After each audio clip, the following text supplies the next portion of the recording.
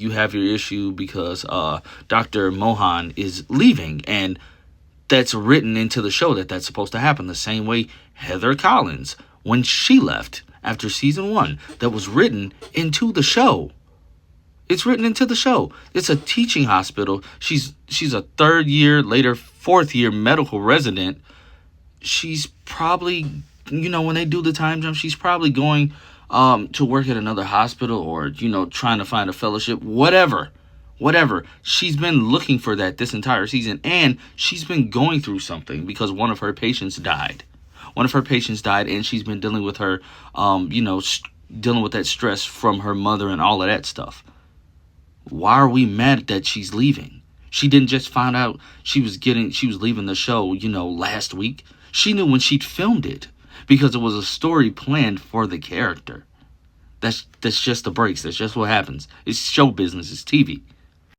I do love the way that Dana asked Dr. Abbott to talk to Robbie and, try to see what's going on with him. I do appreciate that. I do. I really love that story beat. I also love how Dr. Hashimi came to Robbie and asked her to look at something, because she's been having these seizures and this has been a problem. But I do think that Robbie will have a issue with that because he is a senior attending. He has to handle things by the book. And if you're having issues and you're, operating on people, that can affect your performance, and you could possibly accidentally put a patient's life in danger. So I can see those two coming to blows over that, because she came to him in confidence, and he's not handling it as a friend. He's going to handle it as a colleague and as somebody that's in charge, as he should. But I can see that backfiring. Last but not least, people have an issue with this scene.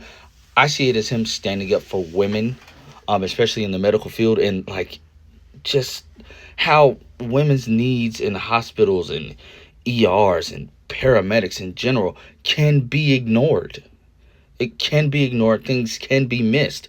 This was a real life look at things. And honestly, having all the nurses raise their hands, he was already fed up. He was already having a bad day. They did acknowledge that he could have handled that situation better, but he got the point across, and those 2 paramedics understood it. I'm not understanding why you all have an issue with that. I'm not understanding why that's a problem, but hey, it is what it is. I thoroughly enjoyed this season of The Pitt. I cannot wait for season 3. Thank you, Warner Brothers, for the opportunity. And let me know what you thought about this week's episode. And I cannot wait for you all to see the finale.